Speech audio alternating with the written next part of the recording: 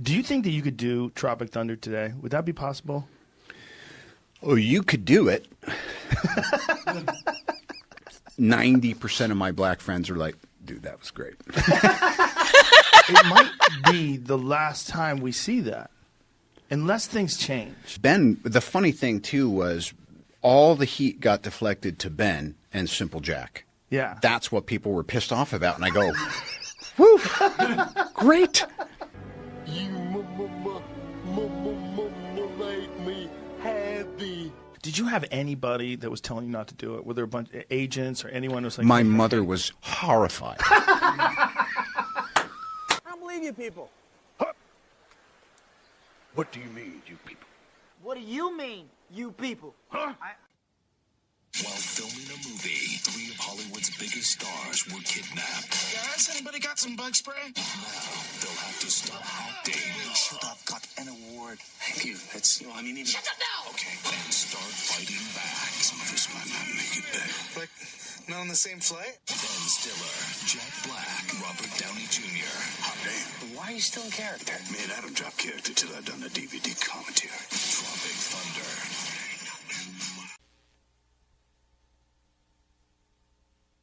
Isn't it about time for somebody's favorite radio program? Holy Testicle Tuesday! Was the most important day of your life? But for me, it was Tuesday. It was Tuesday. Oh, look at it roll!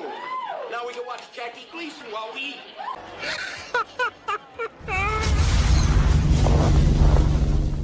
Thought about radio. That was one of the things I wanted to do. I loved movies like Good Morning Vietnam. Oh no, you didn't. Going on a journey beyond sight and sound, he's entered the demilitarized zone. Good morning, Vietnam! And Pump Up the Volume. Talk hard. I like that. The Eat Me Beat Me lady. Talk hard. And anything that had to do with the radio. I loved that. I love that. The original idea for all of this was a morning drive into work. Hey, I'm gonna listen to this guy on my way to work in the morning. Why did I decide to do that? Because I listened to a guy on my way to work. Once I got to work, because I drove a truck for a living at the time, I immediately turned him on. It's in Dallas, DFW, Russ Martin. It's the Russ Martin Show. Anything you've never wanted to talk about or discuss, or that you're a little censored with. Bestiality. They like the show, they don't like the show. Why don't you come over here and sit in my lap and we'll talk about it. The pool for Russ and his favorite pet Abby the Chillin', a full-size Batman sign that lights up at night, Batman masks, a game room full of toys, a theater room, an endless supply of old school collectibles, and a huge backyard for Russ to play in. That is my inspiration. That, Good Morning Vietnam, Pump Up the Volume, Russ Martin. That was the inspiration for the morning show. I like the idea that a voice can just go somewhere uninvited. It's 0600. What's the O stand for? Oh my gosh. That Oh is my not God, the it's early. program here. Surprise, surprise, surprise! It's a way to live. Be genuine. Be yourself.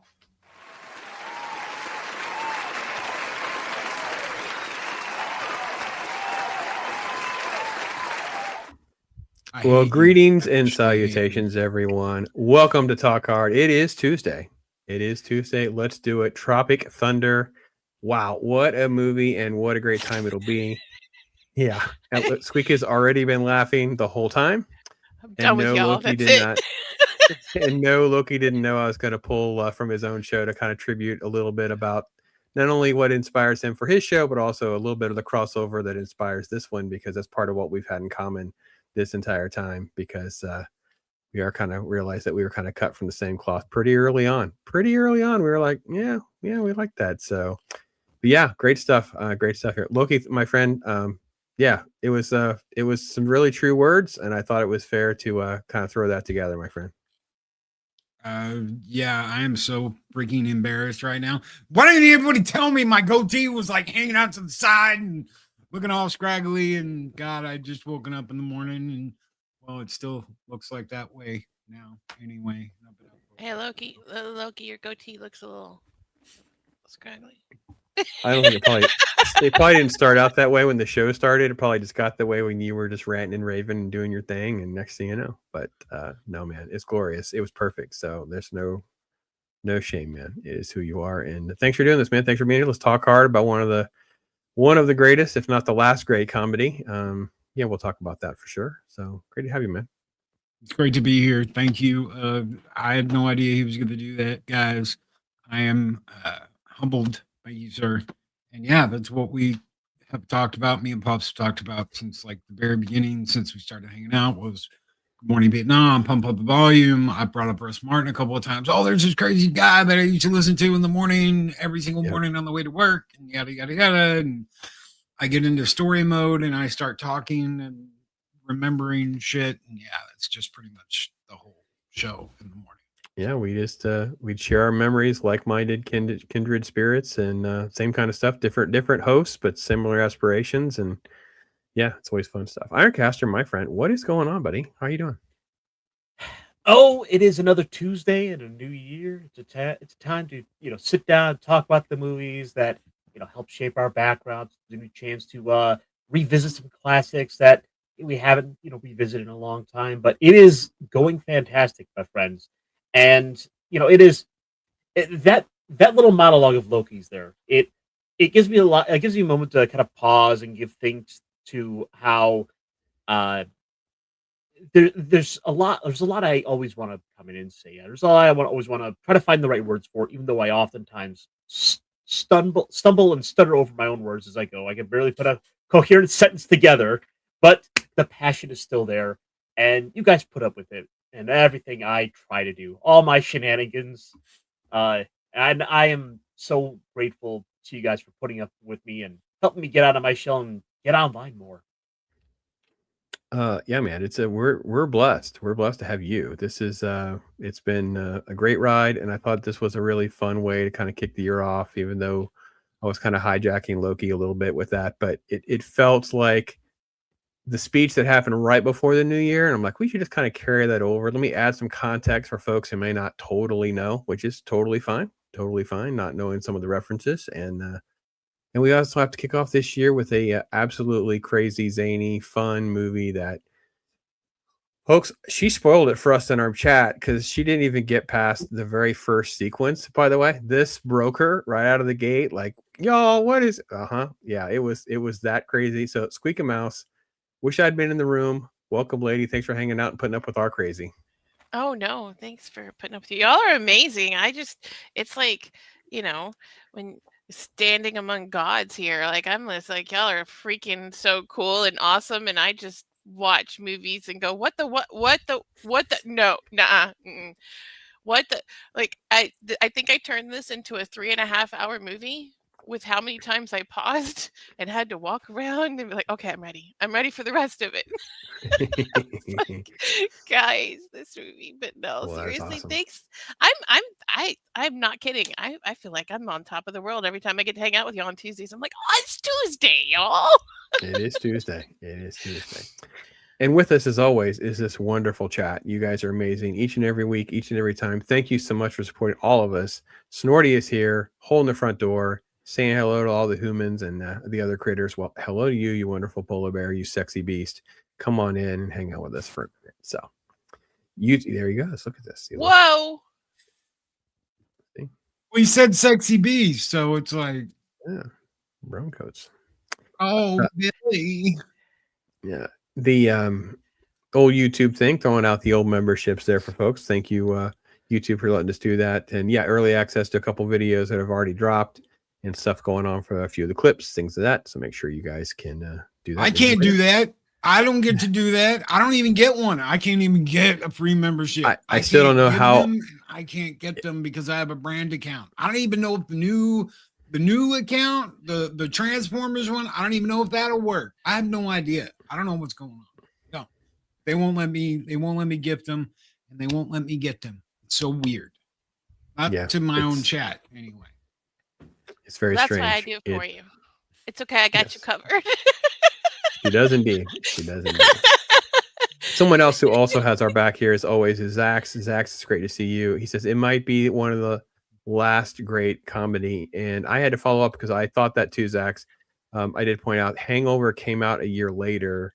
There are a couple that I would put as not necessarily great, but really good, like Superbad, that came out just a couple years after that. But if you want to go to like even 2015 forward, it is slim pickings at best for mediocrity. Comedies are kind of a dead brand for sure. So it was essentially that last wave of comedies, because 100%. Then you get to about 2013, and that's when you get all the superhero stuff starts rolling in, and you would have just all the multi-genre, types of films that are trying to do more than just that. Superhero movies are kind of the premier example of that, because they just became the juggernaut phenomenon that everyone was trying to copy. No one wanted to put the money into making, a cheap $30 million comedy or anything of the sort. But no, we're gonna go big. We're gonna swing for the fences. We're gonna put it all in big tentpole films, and that was all Hollywood wanted to do. No one wanted to go back and do this other stuff. And then you also put on top of that just the rise of the PC culture and the wokeism, social justice warriors, all that stuff we have come to know of, which is why movies like Tropic Thunder, it seems like every 6 months, wind up trending again on Twitter, because it's like a whole new flock of people come in and discover it and say, wait a minute, Robert Downey Jr. did blackface? Hashtag canceled. And it's not just that either. You will not see Hollywood take the piss out of themselves ever anymore. It just doesn't happen. This movie is full of Hollywood making fun of itself, making fun of its actors, making fun of everything that goes on behind the scenes. They will not do that now. You have to take this 100% seriously.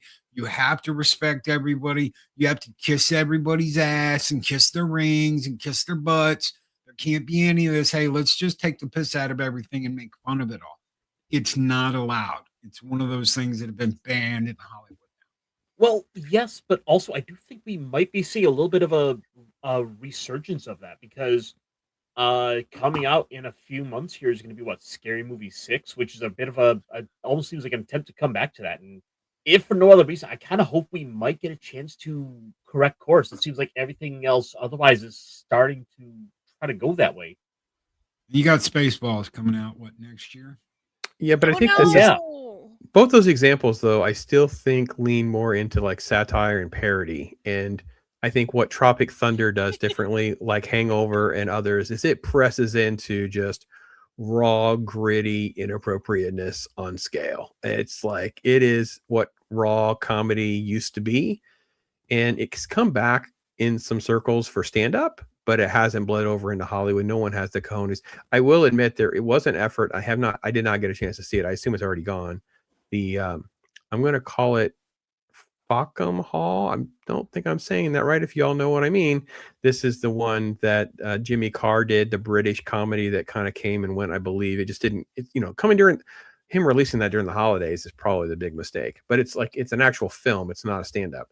So it felt like it was trying to do that. I think when it drops digitally, it may actually end up getting a bit of a following. But no, comedy's not a thing anymore, folks. So we're doing our part here on this show, though. We're trying to bring them alive. So great to see Penny. Penny's out there. Great to see you. And then SQUEEKA Mouse also dropping 5. Thank you, lady. Your generosity is just immense and amazing. So beyond your wonderful presence, we appreciate you doing that. Thank you so much. So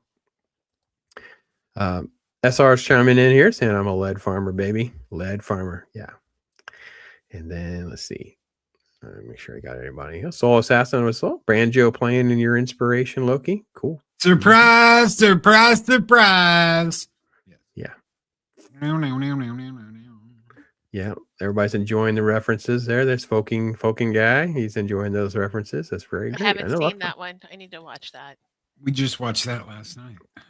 Pump Up the Volume is true pre-social media. Again, this is what inspired us. This is why Loki and I are cut from that same thing. And I've long said, I think that we could do also like before that, it was in our spirit when you grow up in an era of real content creators. Before that was the thing. Like, so this is why I love Bob Ross, why I love Mr. Rogers. And I love some of these guys that were doing, public access television, like what Wayne's World's based on. These were the true content creators that were an inspiration. So yeah, I know they're talking about his crooked goatee. Just stop talking about Snorty. We're gonna get in trouble. We're gonna get in trouble. So What you talking about, Willis? yeah. So the panel is literal iron, stone, pops, and SQUEEKA. That's how we roll, man. That's how we roll around here. So, I don't know. I mean, so I think the thing that IronCaster you were saying, and I think what we want it back, but I don't know that you have people, because Ben Stiller had to be as big as he was when he made this. But what has he done in the last 5 to 10 years? He's done next to nothing. It's basically just very generic milquetoast type stuff. I'm assuming that we're going to get another Fockers movie if we haven't already got one in the development. It's going to be, So we need someone who has enough of the protection from that cancellation. Because let's be honest, you heard Robert Downey Jr. talking about it. That's why I pulled the Rogan clip. He's like, yeah, whatever. Good luck. I mean, he's already got FU money. He's done. They're not going to cancel RDJ. So no, not when Disney needs him as badly as he does. And well, I mean, as far as Ben Stiller, like the only thing I know he's done was what Zoolander 2, and the less we say about that movie, the better. Oh, he did that heist seen movie. Zoolander 1. Gotta watch the first one. Don't talk about the second. And it's not Zoolander 2. It's Zoolander II. Why did they put the II at the end of it? I'm not a Googleizer. You Googleizer. So, and I will. Oh, he's dumb as a bag of rocks, SQUEEKA. He is dumb as a bag of rocks. It's my man. I will defend Ben Stiller just briefly in that I know he's in like production mode. He's a producer on some stuff, so that's part of it. And plus his father passing away hit him really, really hard. So there's some stuff like that. That's part of it. And then SR brings up the other goat, right? My favorite, the Blazing Saddles, right? So you had to have somebody who could, you're talking about Mel Brooks and Richard Pryor in 1970. So yeah, epic. So yes. Give me just a minute. I'll be right back. This do your thing, movie man. certainly Alarm's has going come off. the closest to a comedy like Blazing Saddles than any of the other ones I've seen. Like from it making fun of itself to just the fact that they didn't care about RDJ's kid, like if he's in blackface, like it was the closest to Blazing Saddles to me. Absolutely. Sorry if I don't even know where to put you, IronCaster, so you stay on the screen. So I don't even know. Don't do that. I don't even know how to put Go it back. to the booty sweat. Mouse. Nope, that wasn't it. All right, well, let's put Loki up top and put me on the bottom. No, you can put you because I'm just an avatar. You can just put me at the bottom. Yeah, booty sweat in the commercials right out of the gate are just truly spectacular. Oh my god! It wasn't even like it wasn't even a studio logo. I turned the movie on, and for a split second, I'm thinking, did I start the wrong movie? I don't remember this. And then I remember, oh right, Scorcher! Oh my god! I'm sorry. You're fine. Look at this. He's got twin. And then of course the new one. He has a third one. Oh my god! Sorry. This time it's personal. It is all just the best dumb joke. And then we do the Jack Black's version. Which is the funny thing is, Part 2. The funny thing is, we also got Martin Lawrence in the Scorcher films with Ben Stiller, and of course he went and did like the Big Mama's house. So it's kind of an interesting little connection there. Oh yeah, these are just fantastic. So yeah. Then oh my gosh. I groaned out in pain with the fatties. Like, the fatties was pretty funny. Because don't you remember like the Eddie Murphy stuff with the fat Joe? I mean, the Eddie Murphy did the whole thing, the whole bit. So yeah. Sorry. And just to go back for a second, I will go on record. It is by far my favorite joke. I know that's really not even epic in the grand scheme of how many great jokes there are. But that one is, but it's because it's such a metaphor for how Hollywood takes itself too seriously. It's like, dude, you're playing a dude playing another dude. It's like there literally is commentary on all of Hollywood in that line, and it's a timeless line in the way that some of the more benign elements of Blazing Saddles are to me too. Trust me, I get it, but I agree. Soul Assassin. I just want good comedy. I want good comedy. If you will go over to the live button on my channel, you can see the upcoming talk cards. You're going to see us work in comedies pretty regularly. Actually, I just got to list the old Tommy Boy coming up here soon at the beginning of February. So You're just trying to kill me. Oh, we are. We're working. But you know what?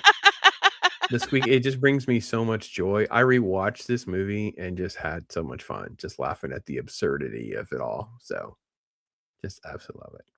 I don't know. What's the Wolfman Jack? Oh, yeah. Wolfman Jack content creator references. Yeah. I love Wolfman Jack.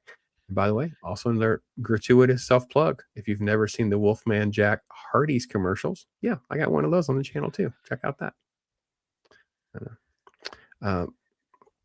I don't know if there was a Les Grossman. I don't know that Cruise is down for that. He only wanted to do this if he could do the dance and be that obnoxious. I mean, this is another. You got Tom Cruise on board. There's no way they're canceling. You know what I mean? He's too big. So see, the thing is, I don't even know if you could justifiably do a Les Grossman film. I don't know if there's enough good material there to make a compelling story. However, if you could get Tom Cruise just to show up in other like movies about making movies, and then he's 100%. just a Les Grossman character, like, that works. Like, yeah, I want to see him make little guest cameos in other films. Like, you go into like, I don't know, whatever the next Marvel movie is. I was going to say Marvel. Could you imagine the end of Doomsday? Like, they don't tell anybody, and they have the end credit scene, like the second credit scene is Les Grossman screaming at Kevin Feige and just like, I'm taking over, and this whole big, I mean, this or better yet, it would make millions of dollars just based on people wanting to see that scene. Better yet, the upcoming Wonder Man TV series on Disney Plus for nobody watches Marvel. TV. Yeah, it's supposed to be about a guy with superpowers who's in Hollywood trying to make movies. Right. So Yeah. you could work that in so well. And you're just Les Grossman like screaming at the sky about like, oh, the insurance rates for you're uninsurable, blah blah blah. And it's like, okay, there's something there you can work with. We'll put them both together then. Just put it at the end of Doomsday. Les Grossman is the agent representing Wonder Man to make him part of the Avengers for the thing going. It would make especially if they don't show it to critics. If they don't show it to critics and don't leak it, it would be huge. It'd be huge. He's screaming at Robert Downey Jr. on the phone, or to Captain America, Black Falcon. Yeah. He's like, I better get residuals and the marketing. He's got the head of Disney on the phone. Like, you better make sure this guy gets front and center coverage on ABC. Like, I better see him on the Tonight Show. Yeah. Soul Assassin, no, she has a watch moratorium, and Zoolander is on our list. We just haven't slotted it yet. So the problem is we're probably going to cut March down. We're having Middle Earth March. I don't think I want to go. I think March ends up having 5 weeks in it. So I think we're going to cut a week. So it could be as early as March. So, I mean, it looks like realistically, we could probably just cut the last 2 out and save the Hobbit movies for like next year.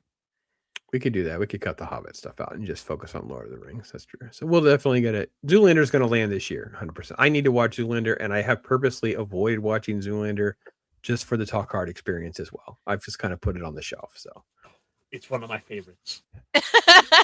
Make of that what you will. I'm scared. If this is the way 2026 is going to look, that's it. I'm out. I was like, what?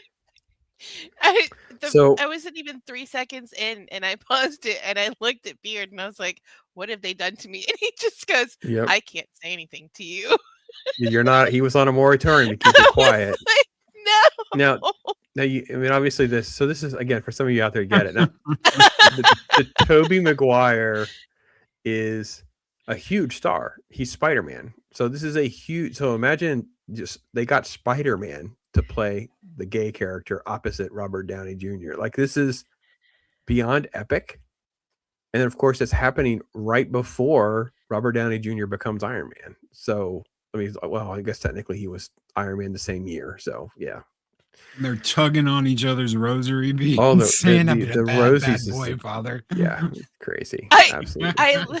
So I made the mistake of eating dinner while trying to watch this. I almost choked to death on the rosary part. I was not ready. And Beard was like, maybe we should finish dinner first.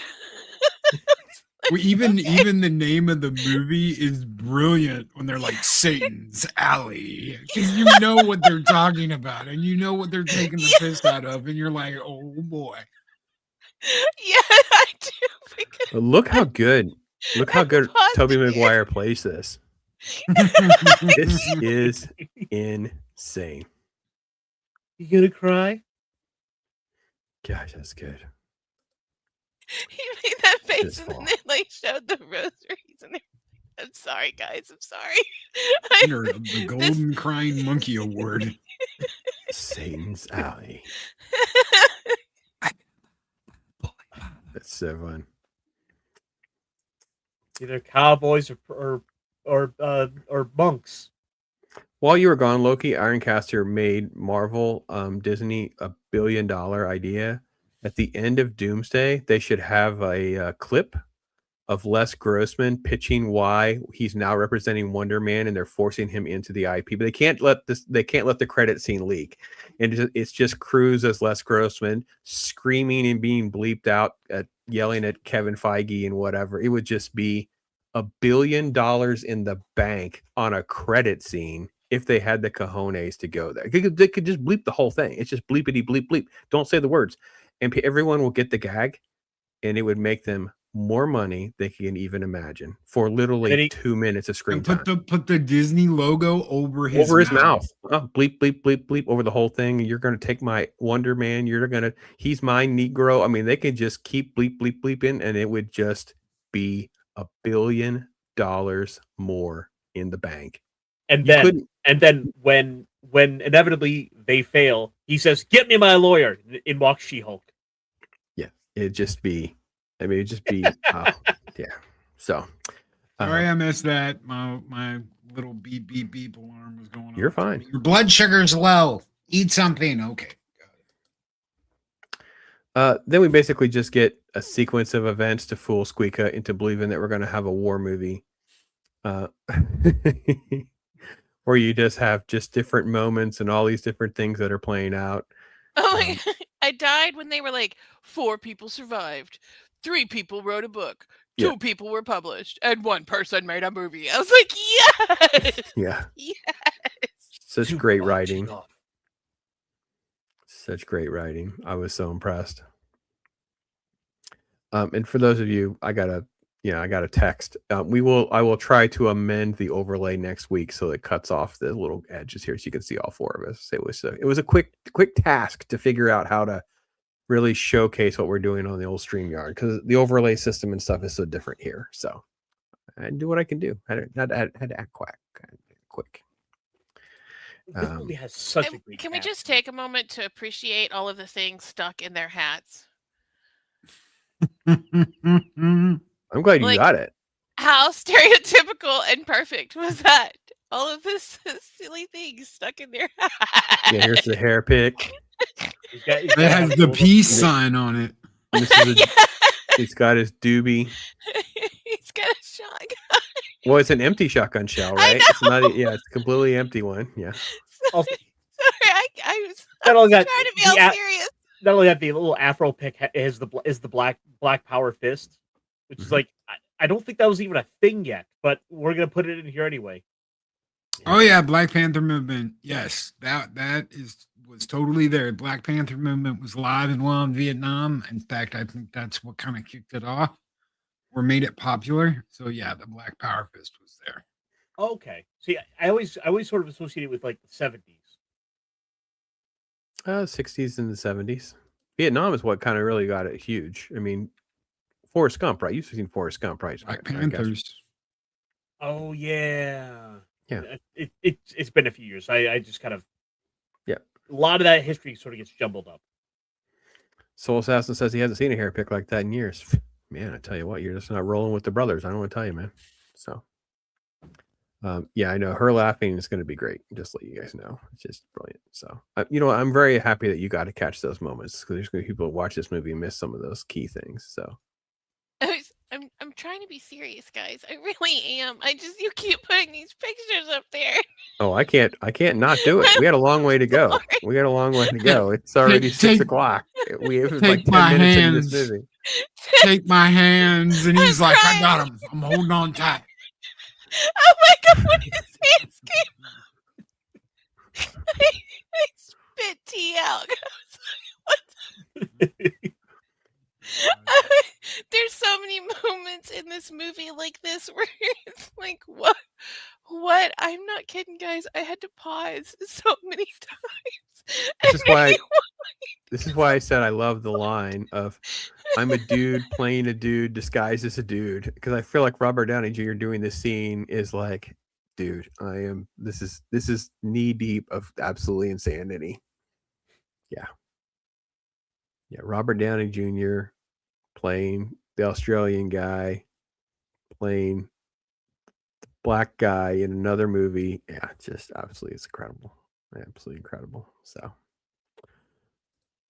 And then they also have some great names to these characters too, like of course, Kirk Lazarus for Robert Downey Jr., Tug Speedman for Ben Stiller, and my favorite one is got to be Al Pacino. Yeah, Al Pacino is the best. Al Pacino, yeah, that's the booty. Get your booty sweating and bust a nut bar. Yeah, bust a nut in hunger.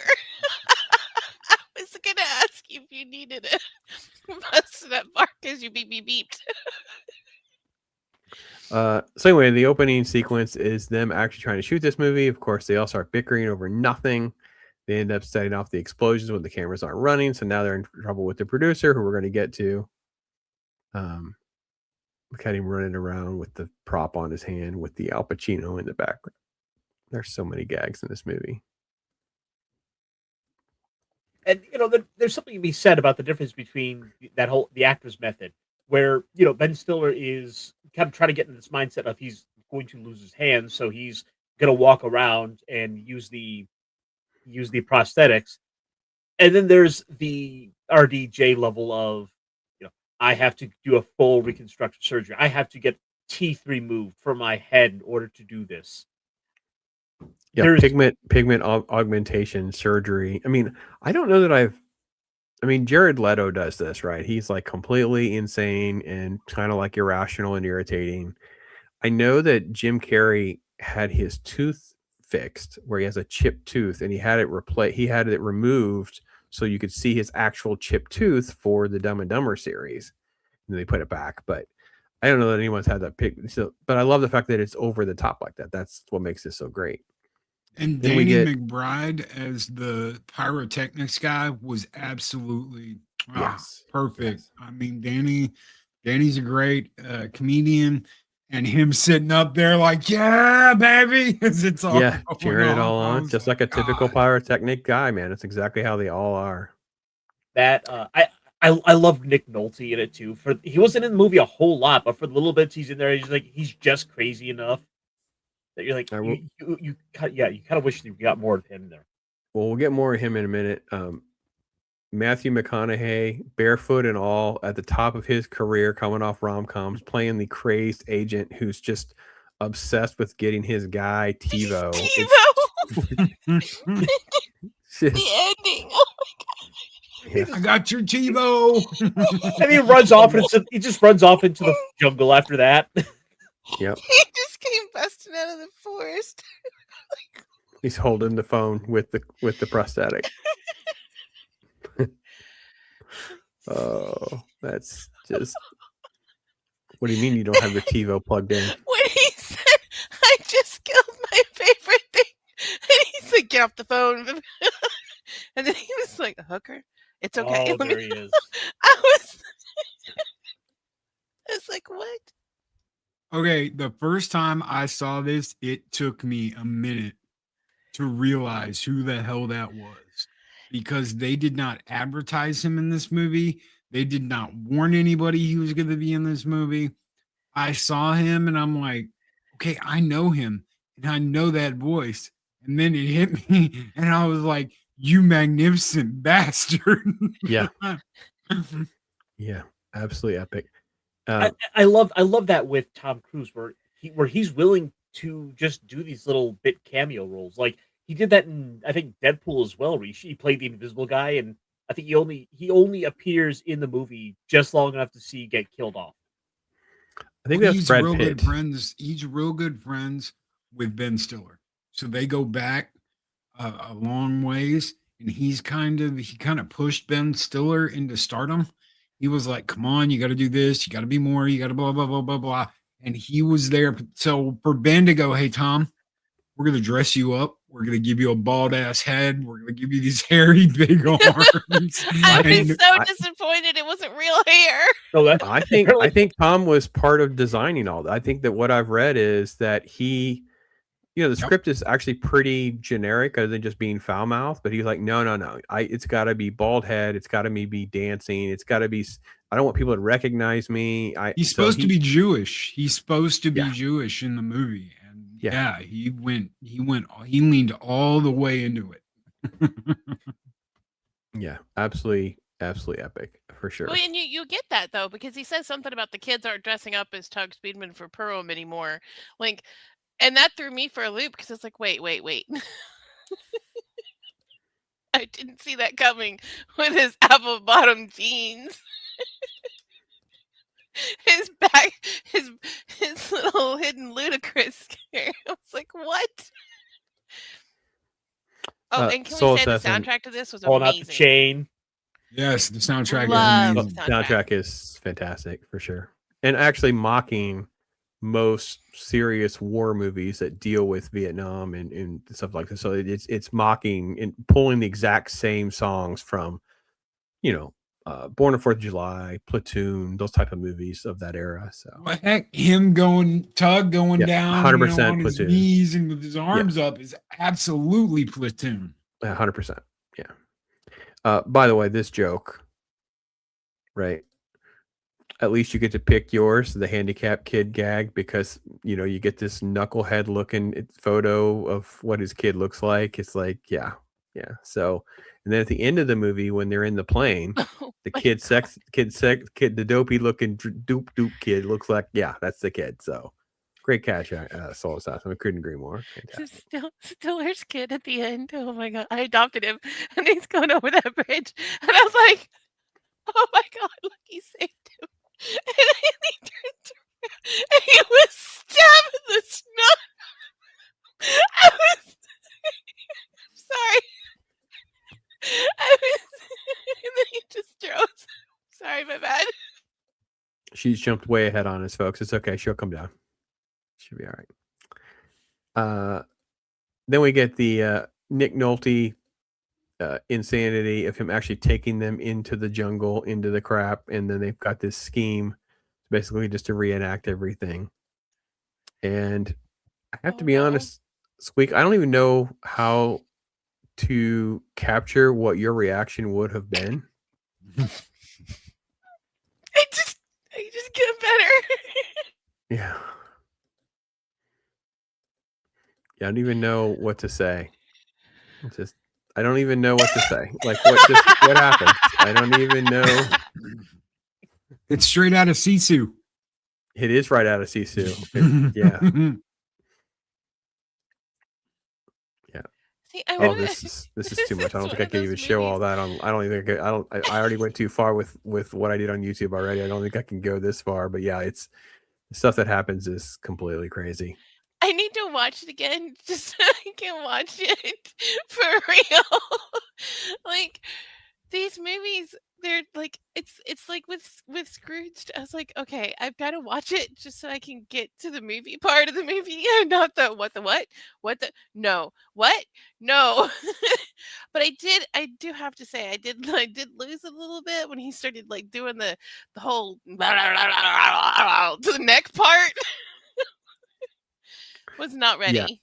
Well, definitely when you watch it again, look at the expression they put on the fake head. Like he's got its eyes cut over and he's got this weird facial expression. Like the mannequin isn't got a generic face. It's got attitude. So you're not gonna believe it. So Yeah, Soul Assassin. Tom's going to be known for acting, jumping on Oprah's couch. Les Grossman. Well, I think doing his own stunts. I'll add to that. But yeah, Les Grossman is that epic for sure. So, yeah. Fun.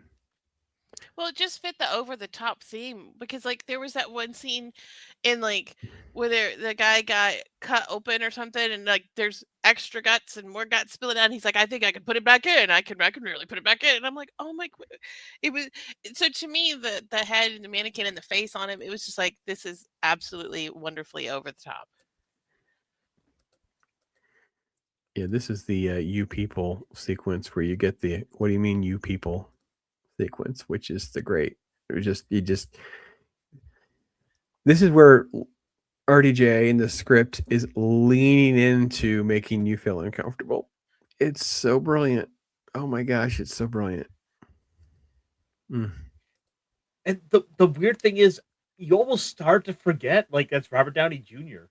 You just kind of lean into it, like you get into the movie and you kind of forget about like the actual situation of what's going on with this character. Yeah, there are definitely a lot of moments that you don't get a Robert Downey Jr. vibe for sure. Yeah. Look at him. This is right out of the movie, of course. It's just right out of. Yeah, he steps in a little hole, so he's so incompetent. Oh, they found the booty shake can. Yeah. Booty sweat. Oh, this is the panda. Yeah, so let me back that up so I can get to the right shot. Oh my gosh, the panda. What version did you watch, Squeeka? Did you watch the director's cut or did you watch the original theatrical cut? I don't know. Whichever was playing on Paramount Plus. Probably the original. There is an uncut version. No. Oh yes. Oh my god. That's the version I watched. That's the one I'm like, I can't go back to the original anytime they do something like that. But it's easy enough to get a hold of. I think they just had like a sale on. They have a sale somewhere. Just look up director's cut of Tropic Thunder. If you love this movie, if you really did, look up the director's cut. There's I think it's called the unrated cut. Unrated cut. Yeah, check it out. But it's definitely. There's more. I just can't get the right. Well, I can't totally get the right if that shot. ever But you happens guys where get there's the. like a director's cut or an unedited cut, let me know so I'll know to look for the right one. Because, oh man, oh man. Yeah. Maybe I actually no, I probably couldn't have handled that. Let's be honest. Don't laugh at me, Loki. I tried. It only took 3 hours and a half. Just absolutely, oh my gosh. So this was a part I kind of forgotten about and just was like, oh my gosh, this movie never stopped to impress. I never saw Kiss Kiss Bang Bang. That actually is on the to-do list, so it just hasn't worked out. So yeah, that Steven Ransom will get you there for sure. DVD's worth listening to. Cool. So I'll just, the least favorite part for me, and I know it's because it's very one-dimensional, is the Jack Black stuff. Like it's just now it is over the top and fearless. So I definitely will admit I do enjoy it and I do laugh, but it's almost like so on the nose. I feel like, I'm over it a little bit, but here's the thing. And this is the real part of this that like I connected with his character. Back when I was running around with troublemakers and villains and people that had connections to people that did not so nice things, you end up with somebody in that group that is absolutely positively out of their mind and will do anything without thinking twice. And my friend, one of my real good friends that I've talked about on the show a couple of times, Kent, he was like this. He was the one that would do all the drugs, do all the stuff. It was absolutely crazy. Couldn't go, an hour without being lit up. And he's the one that like goes to church now. He's the one that goes to church and has a family and got his shit straight. And that's either those people end up dead or they end up doing a 180-degree turn and fixing their life. So I could connect with him and what he was going through. Definitely. Well, I also get the fact that it's, you know, a lot of Hollywood. I mean, we have talked about how many productions where people are just, they're coked out of their minds and production got delayed and this was an issue over here. And Corey Feldman. Oh, excuse me. Oh, well, Richard Pryor didn't even get the Blazing Saddles gig because he was just a mess. So, then of course, this scene is just where it just gets great. The dude playing the dude. Yeah. So good. Are we good, man? Are we good? 400 years we've been trying to and he quotes the Jeffersons. The Jeffersons like, moving on up. Oh my God. Because I watched the Jeffersons growing up and I knew that and I was like, why is he? And then the dude called him out for it and I was like, yeah. That's so great though, isn't it? The Jeffersons reference. All right. He's captured with the panda thing on his head. I mean, this is just, I have to be honest. And again, I would love to have been in the room, Loki, where the producer, the people that are behind this see the dailies for the first time and they see Ben Stiller in a panda hat. Like, I don't care what you signed up for. When you see this for the first time, whoa, what have we got ourselves into? Yeah. So why is he wearing a panda hat? Yeah, is that a real panda hat? Did they really kill a panda? Yeah. Well, when they zoomed in on him in the jungle after he'd taken it, like, and you just see the panda, I'm like, oh, that's right, the panda. And then it starts panning down, and it's his face. Mm-hmm. Oh my God! And then he's got like the peacock fan of tree leaves and palms or whatever. And I was like, I can't imagine who thought of these things. This is hilarious. Who thought of this? They did, and they let that, and that's the thing. They let them. So, like the best comedies you're ever going to see, they just kind of throw them the keys and say, make sure it's funny and make sure it makes us some money. And they let them do what they do best. And when they stop doing that, and who was it? The guy from the college movie. One of them, one of the guy in Dodgeball, the lead actor in Dodgeball, Vince Vaughn. Thank you. He talked about it. He said, when we made Dodgeball, they just threw us the keys. They said, here's the money, make it funny, make some money for us, and come back and do it again. And he said, that just doesn't happen anymore. Everything is micromanaged. Everything is controlled. Every line is analyzed and rewritten to keep the studio from getting in trouble. That's the problem. That's why you can't have comedies like this. Is all that control and all that. We can't let them do anything on their own. We've got to control everything they say and do. It doesn't allow them to make movies like this anymore. Well, they also don't let them. I'm sorry, they're just going to say that they don't let them like freewheel. They just don't. They handcuff them, right? So much of this movie was ad lib. So much of this movie was, I shouldn't say ad lib. That they created and improvised those moments, right? The DVD commentary comment. Obviously, Tom Cruise dancing, a lot of his dialogue, just letting him go completely crazy with his, prosthetic hands and hair and whatever, all that kind of stuff, right? A lot of Ben Stiller, of course, is co-writing and directing this. So he just allowed them to have these raw moments and then pull it all together. And we just don't see that much anymore. Workshop. That's a good term for it. Yeah, thank you. Thank you, Steve Ransom. Thank you.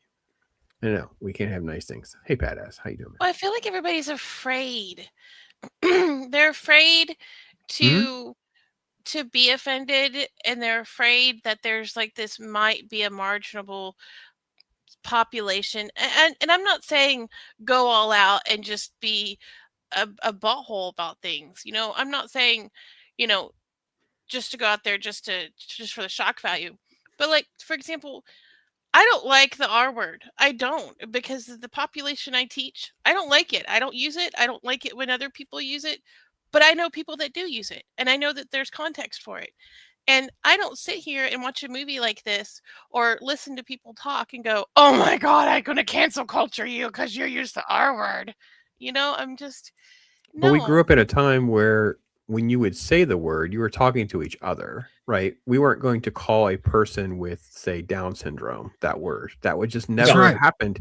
In Gen X, the Gen Xers would have just pummeled you if you had just treated someone like that. That just was not. Yeah. You could call each other that.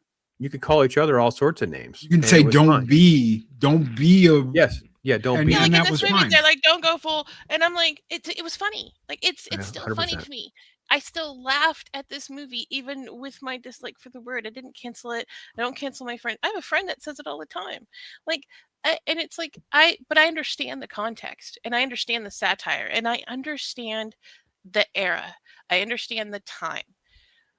And I feel like too many people are afraid of somebody coming up and saying something about it or somebody getting offended. And I feel like they're not allowed to have free reign because it's like, I mean, we have games like Cards Against Humanity built around the shock value of satire and humor. And yet we can't show that on TV anymore. So we're losing that ability to laugh at ourselves. Yeah. Yeah, because if we can't laugh at Simple Jack, we're just totally screwed. Just Simple Jack is just epic. Don't hurt my yes, And the back and forth, and I don't mind. I'll say the word. I don't care. Is Robert Downey Jr.'s Lazarus character lecturing him about you can't go full retard, and then he lifts off. I didn't mean for y'all to not say it. Y'all can say it. Sorry, I didn't mean to censor anybody. No, I'm just saying I don't care. I will say the word, but it's so funny because then he lists off movies, which are the exact examples of going, oh yeah, it's this movie, but that's an autism. So this movie is what this is a movie like that. It's like, oh yeah, 100%. So you went full on. So yeah, that's why everybody's offended. You just went too far. That's great. It's so good. Can we bring up the fact that is the only VHS tape that these guys have? These jungle insurgents guys. It's the only video they have. It's the only video they like. And when they realize who Tug Speedman is, they're like, oh, Simple Jack. And it's like almost like they worship him from that point on. They make him do the performances. It works so well to bring all this stuff full circle. It doesn't feel like anything's been left unused. Like even the way they are, even like that scene we see from the start of the movie, we then see them effectively recreated in so many of the elements, like my ass, or he's like, I can't hold it in. Like all these little pieces are just getting brought back around. You're like, oh, this movie has been written so well. It's like they went back and actually paid attention to what they were writing in the first act. I'm like, well, and like Tom. Okay, so Les Grossman's reaction to them telling them what they want, and then be a flaming dragon. And let me tell you something, flaming dragon.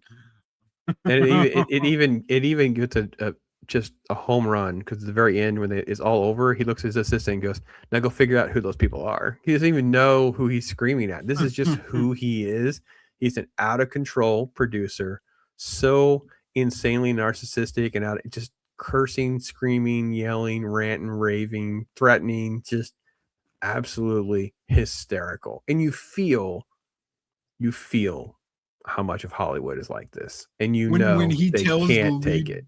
When he tells the lead grip, go hit him, go punch him in the face, punch him right in the face. Yes. And he's like, sorry, man. Boom. Yeah. I was like, he's not gonna go punch him. And he did. Because he knows this is the guy paying my bills.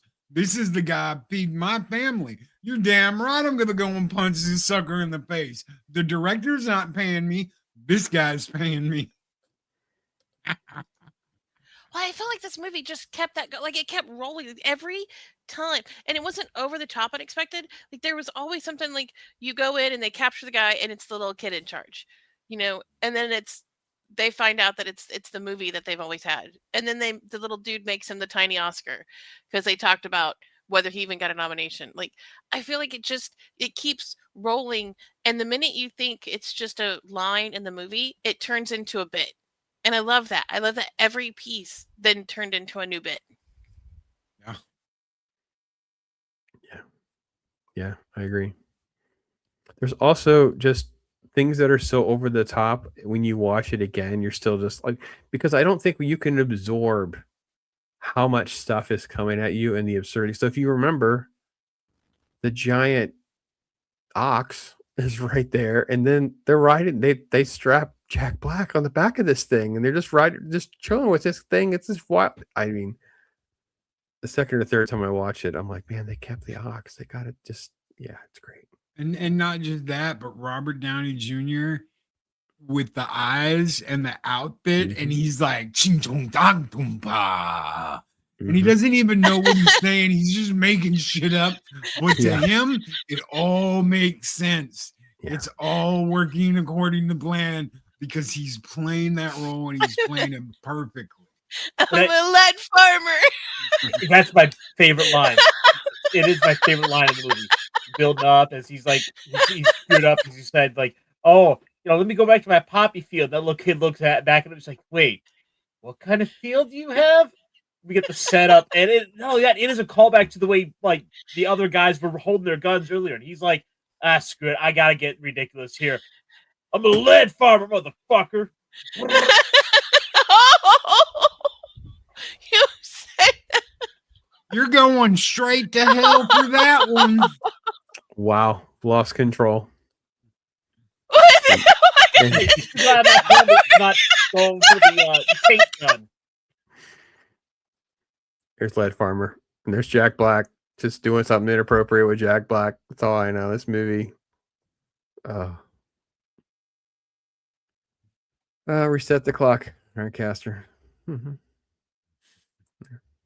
It has been 0 days since Ironcaster dropped an F-bomb on Talk Hard. Yeah, just so we're clear, I don't think Loki. Have you maybe once? Maybe once or twice in the last couple of years. But Ironcaster has a couple times, several. Definitely way more than Loki has. It's still funny to me. Every once in a while, it'll slip out. He knows I'm not really mad, even though he put himself in timeout. I didn't do that. Just for those of you at home, I didn't do that. So it happens in life too. You never know. Pat S, 100%, man. You want to have a smile on your face, have a laugh, get caught up in what used to be, and just yes, it's so rewatchable. Absolutely, just an absolute blast for sure. So, somebody clip that last bit.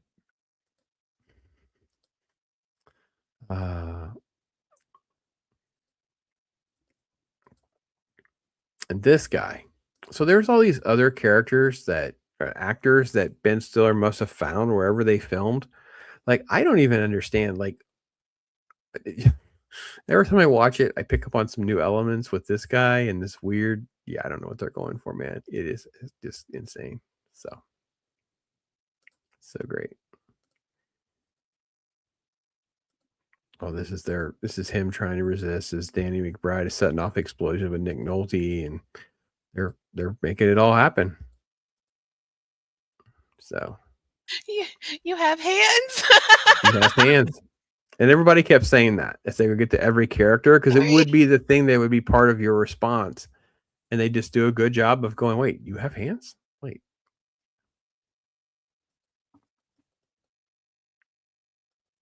Sure enough. Yes. Oh, Stephen Ransom said he's wearing the makeup from the show they were doing with Simple Jack the night before.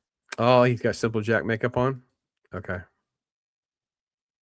Oh yeah, when he gets so into the actor's zone that we have to have that whole scene to like try to pull him out, which also gets us to get to also have Robert Downey Jr. get snapped out of it. Kabuki makeup. Yeah, and he pulls his contacts out because he's wearing, now he's wearing contacts. Oh my gosh, this is just the layers and layers of just gags just keep going. So I'm sorry, is the stream cutting in and out, folks? You guys having a problem? We did have some silence there. It was just us awkwardly just working through everything. So don't know that it was really cutting in and out, but maybe it was. I'm maintaining my mute button. Don't laugh at me, Loki. I'm trying to not laugh so much. Stop. I just got back under control. We're showing so much, and it's just SQUEEKA laughing. She's afraid that we'll just supercut her laughing. Yes, that's oh shit. Oh, there's a shit. I dropped a shit. Sorry. That's oh. 2 shit. Well, 3 shit. But 4 shits. Or we're back. All right. Internet is not our friend today. I got to get to the. Before that, I got to get to the little midget guy. This thing right here. Yeah, this is where I got to get to. The little, no, don't do it. Don't do it, Pops. Oh. Don't do it, Pops. Do it. No. How did you not pee yourself laughing? I watched this and I pee myself laughing. I was so excited that he was saving his boy. They cut away just in time for you to get just enough of a pause. They're all yelling for him. And he leaned down and there's just the knife going. Yeah, get the little knife and then they just throw him.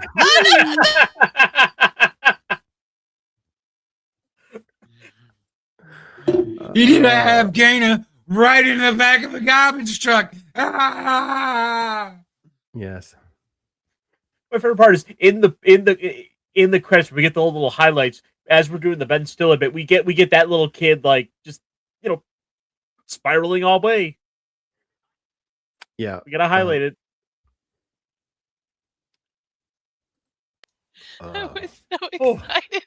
I was so excited. He saved the little guy. Yeah, and RDJ does stay in character for that DVD commentary. I don't think I've ever been able to listen to the whole thing. I just can't keep a straight face. I just can't do it. It's too much. But kudos to him. Forget it. He's all in. And this is what makes this movie great. They are all in. And that's part of what works, the fearlessness of it all. So, fearlessness of it all. And then, of course, we have to reenact the, I'm cold, your legs are in a puddle sequence, right? Let's get that pulled up. Oh my God. Yeah. I have something to tell you. I have something. Yeah, your legs are in a puddle. They actually pulled it. Look, he actually made a tear. That's great. I guess a little guy gets a bazooka, rocket launcher. The TiVo. Running in. Save the day with the TiVo. Oh my God. Out of nowhere, he just jumps out with his TiVo. That's what I'm saying. Like, you don't see it coming. No. And runs. Back into the jungle.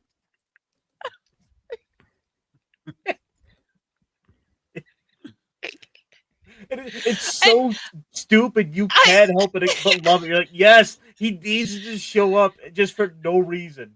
I love his ringtone for Tug. Every time we touch. That little ringtone he has every time Tug calls him. It's like, wow.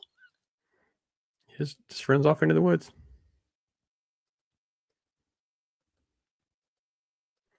See you again, folks. There you go. Throw the TiVo box. We'll trim it. And boom. It's fantastic. Just epic. Just epic. Oh my God. Guys, this movie. And then you think that's the end. You really think that's the end. And then there's the award ceremony. Where we find out who Lance is. The true story behind the making of the most expensive fake true war story ever. It's great. And there's a John Voight gag early in the movie, and then they kind of deliver on it here where John Voight's angry. So it's good on them too. Poor John Voight. He's a good sport too and all this. There they are watching it. And it's Lance. Yeah.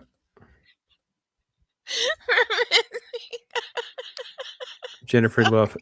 So there was a Jennifer Love Hewitt reference earlier in the movie too. So that's her, right? And they're all hugging and stuff. And you got the Lance Bass reference. So yeah, it's great stuff. Oh, we got to get to where's the sun? Tropic Thunder. It's a dance. Yeah. I think we passed it. I may have passed it. He's just like looking out the window. They don't even give the kid a name. It's just sort of, he's kind of.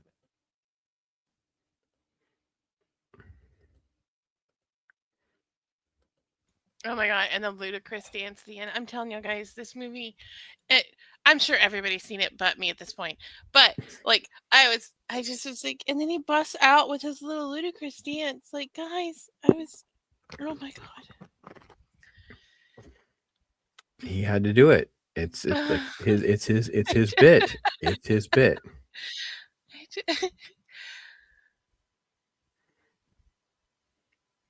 It was well. It started playing, and I was like, "Oh, he's gonna do a little dance. It's gonna cut." No, it went. It kept going, and it kept going. And I was like, "Oh, sorry, this movie is so amazing." It is a real treat of a film. It's one that, sadly, we don't get enough that are as good as this.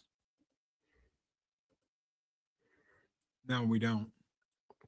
All right, SQUEEKA, I won't do any more after this, I promise, but I got to make sure I do my part to try to make you pee. Oh no. Well, and then where he's got the booty. Oh. There you go. Little booty and throw the midget. All the same.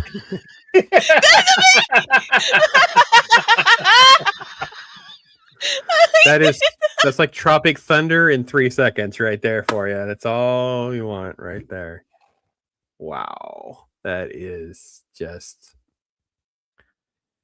yeah, I don't know what to say, man. This is just, it's epic. And it's so great that it's just awkward and uncomfortable in the way comedy's supposed to be sometimes. So yeah, fantastic. Just absolutely fantastic. So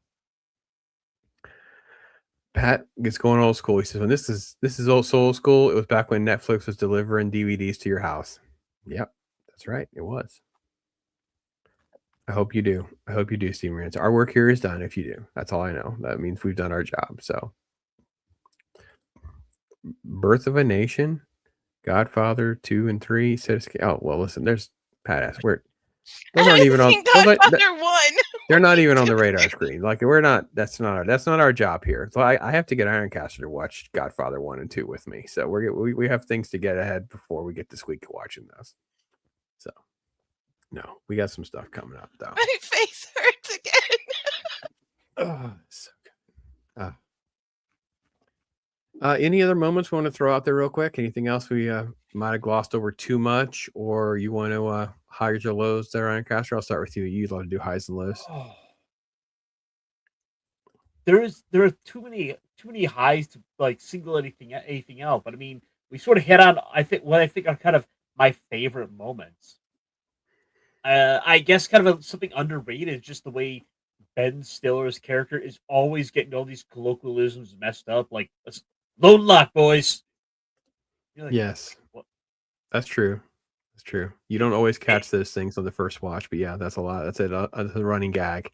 His character is talking about, you know, I think I kind of felt dumb being dumb. You know, it's like, no, he is dumb. Like he can't get anything right. He's just not a smart dude. Like as most actors are, not very bright. Don't you remember the people that were in the drama class? Most of them were not the brightest bulbs in the regular classes, just so you guys know. Remember? Pops, he's not an Ambi Turner. Just that's so good. SQUEEKA, any other pieces we should relive with you? Okay, I breathe. I mean, like the whole freaking movie, guys. Some morning would have been nice. Some tiny itty bitty. Okay, first off, I went into this for some reason thinking it was about race cars. Oh, that's right. You had it mixed up with Days of Thunder. Yeah, I did. But I didn't know that Days of Thunder was Days of Thunder. I just remembered a show about thunder and race cars. Yep. Yeah. So when it jumped into booty sweat and I was expecting race cars, I was like, what? And then the military part started and I thought it was just another ad because I'm still waiting for I waited for race cars for a good 20 minutes. Until I finally broke it. And I was like, I was talking to Beards like, I thought the Thunder movie was like race cars or something, and that's when he told me that there was Days of Thunder about race cars, and I was like, oh no, there's no race cars in this movie. Because no. We maybe should have warned you were going to cry with this one, but for other reasons. Oh my True. god! See, what happens is it's not just laughing. Like, what's funny, and this is what makes Beard laugh, is I literally have to put pause, and I'm like, what the, like, it broke my brain so many times. Like, what is So awesome. but like, even like the smallest of things, like he's alone and he's got his little makeshift hut made out of magazines that he's brought with him, Yes. and he's Yeah. got his little media player. All right, so I'll go to one other moment. This is one of my favorite moments, very underrated moment. Not because of the scene, I've talked about that, but there's a line where says, "Your mother's a cankerous hoe," right? And then they say something, and he goes, but literally, like within the net, there's one line. He comes back as, "Remember a long time ago or a while back when I called your mom a canker? I'm sorry." Like it was 3 seconds ago. It's just brilliant. It's exactly how someone in withdrawal would misbehave. It's just fantastic. Love that. It was a great line. A lot of love here, Ironcaster. Pat S is saying 8.5 for the movie, but a 9.9 for the old Van Dyke. It's grown in nice. It's looking sharp. Yeah. I got sick over New Year's, and usually when that happens, I feel a need to change something up to make myself feel better. And so I thought I'd try it out and kind of clean things up a bit. Fair enough. I mean, a worst case scenario, if a bad haircut doesn't take, it'll grow on me. Mm-hmm. Anything else, Loki, we should kind of highlight or spotlight? Anything else we might have missed or something like that you can think of real quick? I can't think of anything, man, but watch this can't movie either. and watch it again, and then watch it again, and watch it with people who've never watched it before. Watch it with friends you've never watched it with, and then watch it again, because there's nothing like laughing your butt off. There's nothing like hearing this lady laugh her butt off live on the screen while we're talking about it, because I mean that's half the show right there, is listening to her giggle and go nuts over something that just blew her doors off because it was that hilarious. So yeah, That's awesome. Well, absolutely fantastic, folks. We can't recommend this movie enough. There's no reason to give it a score. It's sort of like it sort of kind of gets to go and sort of like just an elite thing. It doesn't even need to be scored. It's just one of the greatest comedies of all time. That's all you need to know. It is what it is, and you should watch it and watch it again and do exactly what Loki said. Get some friends who've never seen it and just keep the legacy of this going, and then mock people who try to cancel it and laugh at them. Oh my god, there's no reason to get butthurt with this movie. It was so funny. I'm so excited to watch the director's cut now. What? I'm so excited. I want to figure out how to get her a DVD commentary to listen to, because that would just be epic too. Because you hear Robert Downey Jr. doing the voice and just so. He doesn't break character till after the DVD commentary. Right. That's what he said. Right. But I mean, like, I didn't realize it was this big a deal. I mean, I kind of knew that there was something up, because even on Friday, Loki was like, "Don't say anything. You can't talk to her about it." And I'm like, what? I don't even get a peep. I was tempted to go watch like a preview or like the trailer for it, but I was like, no, I can't do that to the guys. I can't. I was like, nope. She is so committed to keeping things pure around here. It's glorious. I have to be honest. It is glorious. And I looked, after it was done, I looked at Beard and I was like, this is what they started 2026 with. I'm really afraid. Oh yeah. We have to kick the door in. We have to kick the door in usually with something pretty epic, and then usually something not so epic, because we are doing Jean-Claude Van Damme again like next week. So that's double impact. So you've been warned that it's no blood sport, and it's also no Street Fighter. That's all I'm going to say. I don't know. Loki, is that fair? Yeah. That's fair. It's no blood sport, but it's also not, Street Fighter. So, but anyway, I haven't got to my Mech Monday, Ironcaster, so apologies. I'll get your watch hours up tomorrow, I promise. But yeah, definitely make sure you're checking out Ironcaster stuff. Anything else special going on this week? Might be hopping in the t-shirt here in about an hour or so. A little bit of little bit of Tuesday with Geek. I think he wants to nerd out about some Fist of the North Star, which is not a big surprise there. But what the heck? We'll have some fun. I might bust out some paints, get a little bit of miniature painting done, and I've always got something on the desk to work out. So yeah, we'll kill some time. We'll have some fun. Kenshiro. Anyway, that's from that crappy live action movie. That's good stuff. We're good stuff. I love seeing what IRONCASTER's doing. Makes me happy on the inside. Loki, my friend, Wednesday is upon us. So what are we looking for tomorrow? Any spoilers? Any teases? No spoilers. We're going to be talking about YouTube, obviously, because it's YouTube talk. I kind of kicked off the new channel. There's no content on it yet, but it is coming. And I've got a little bit of a surprise sitting here. IRONCASTER is about to lose his damn mind. Is that the voice activated one? No. Okay. This is the original. That's the OG one. Right? That's a G1. That is the OG one. That is, oh yeah, it's a reissue. I'm not paying $1,000 for a damn in the box Optimus Prime from 1984. But we're gonna open this bad boy up, and I need to know. I know you like Transformers, IRONCASTER, but I need to know what your favorite is. That way, when we hopefully meet up at MegaCon, Cliff Jumper, I can bring you a little present. I've got a Sideswipe for Snow, which is a G1 Sideswipe that I'm going to do a review of. But if you let me know what your favorite is when I do the review for it, I will put it back and let it sit, and I'll bring you one. If I had to pick, just kind of recent characters, I like Tarn. It was a brand new bot, but that doesn't help you out necessarily. I will have to get his name, but there was a couple of the Autobot ones that I will.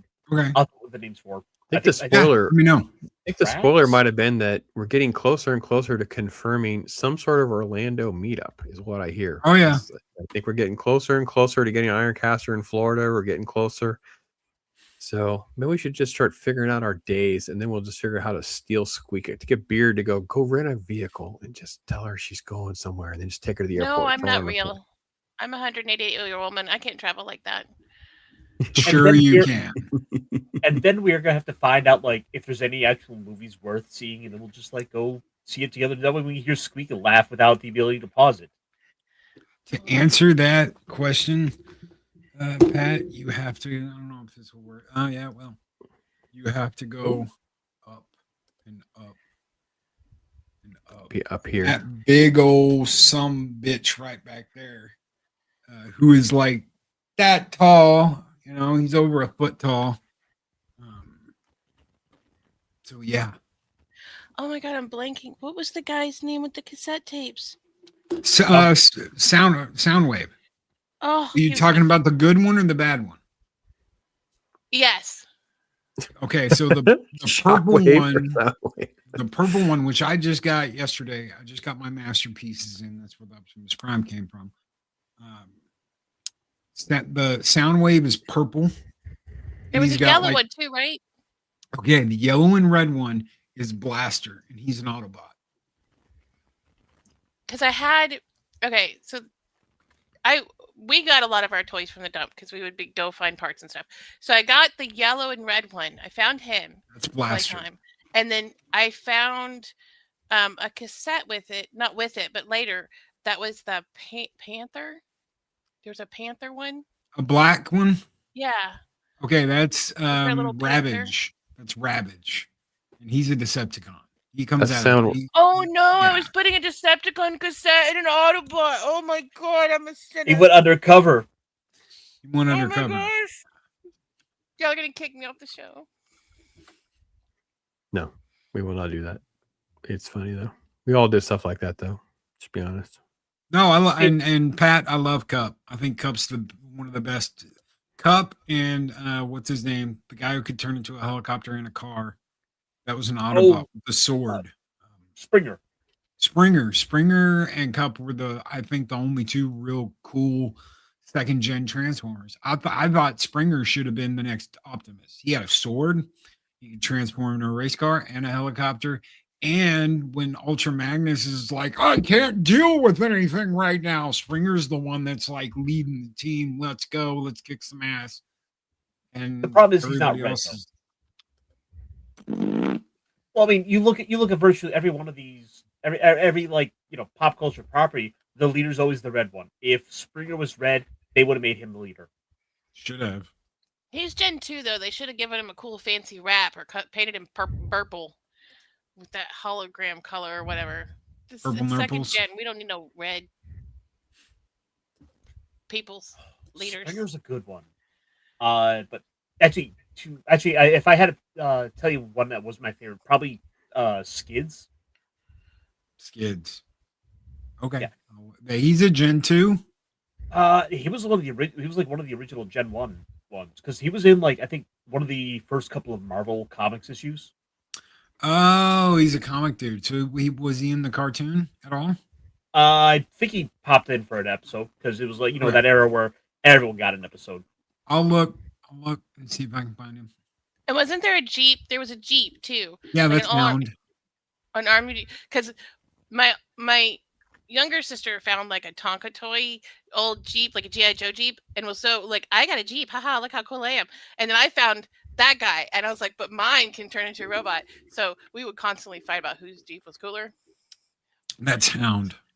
Okay. Yeah, that's Hound. He's a Gen 1. He's one of the only Gen 1s. Him, Sunstreaker, and Sideswipe are a couple of the only Gen 1s that made it into Generation 2. They survived the Purge.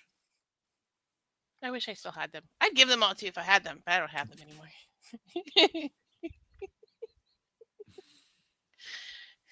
I'd give you my Decepticon cassette. Well, I can't wait.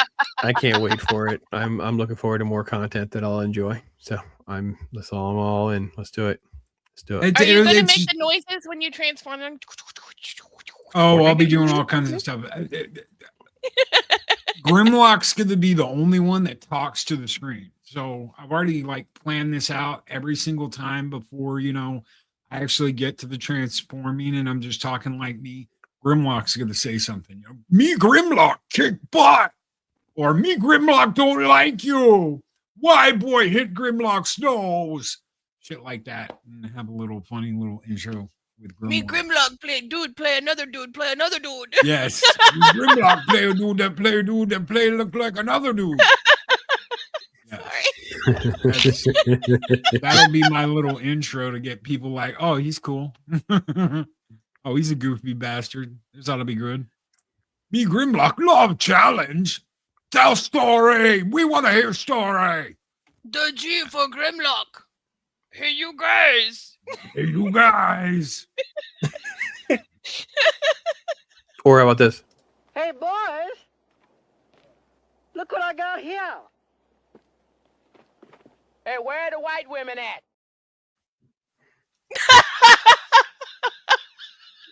Me Grimlock said, where are the... Oh my god. How can I not squeeze in a Blazing Saddles reference for the Tropic Thunder night? It just seems appropriate. It seems like we just got to keep piling it on. So. Oh, Blazing Saddles was so awesome. Like this is, like I said, this is the closest movie to Blazing Saddles that I've seen because it's so. Oh like, yeah. It just keeps rolling. It's not afraid to make fun of itself, and it's like, oh my goodness, are you offended? Well, here, have another one. Would you like another slice? Would you like something else offensive? How about something else that's offensive? Yes. Cesium salami. Yes. Yes. Super good. Folks, you guys have been amazing out there. Thank you for hanging with us so much. This has been great. It's always a blast anyway to hang with you guys and stuff. But it just seems like this was a great one.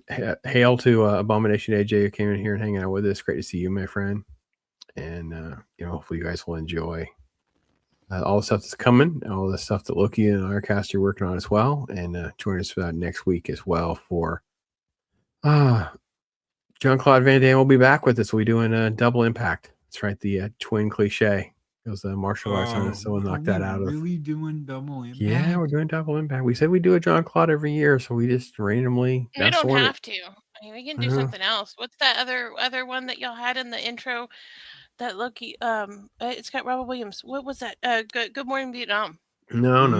We Vietnam. can do that one, but we're going to do a martial art. We're going to do one of these. Maybe next year we won't do a John Claude. We'll just pick something else. I don't know that I can sit through a Steven Seagal movie though, so we'll have to find something. Sure, you else. don't want to watch Time Cop for that? No, I'm not watching Time Cop. Listen, so you just keep going and it just makes it worse. So you just can't just take what I give you. You got to get greedy. So you pay. So Hey, what's wrong with I mean, Time it Cop? sounds like Time Time Cop's Cop, better like- than a Double Impact. that's true. It's So- Time Cop a John Claude Van Damme movie? Yes. Yes, Oh. it But is. it's actually got some sci-fi that actually like makes sense. You can't be the same matter can occupy the same space at the same time. Yeah.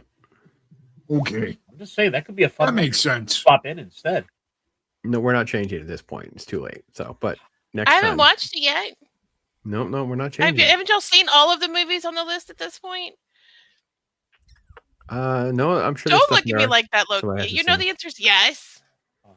So Like 8 times. I don't know. I don't know. Eight I don't times, know you guys. Loki doesn't keep up with the list. Just to be I don't spoiler like the alert for those list. of you at home. Loki does not keep up with the list. Loki is not in charge of the list. Doesn't want to be in charge of the list. It's like We've got part of most of keeping him here is 2026. We've got most of 2026 already scheduled, and I still have another list ready for basically 2027 worth of movies that are like, hey, let's do these. So Every let time me we let me break the illusion for everybody.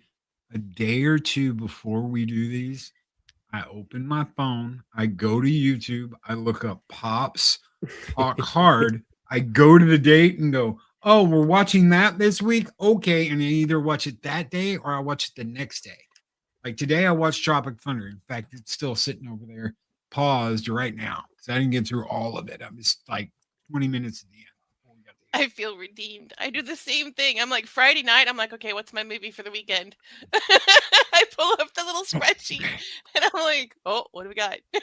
I finished it yesterday, so it's not like I'm watching things way out in advance. Sometimes I watch them twice, but it depends on what the schedule's like. I don't even know how to access the spreadsheet. I know.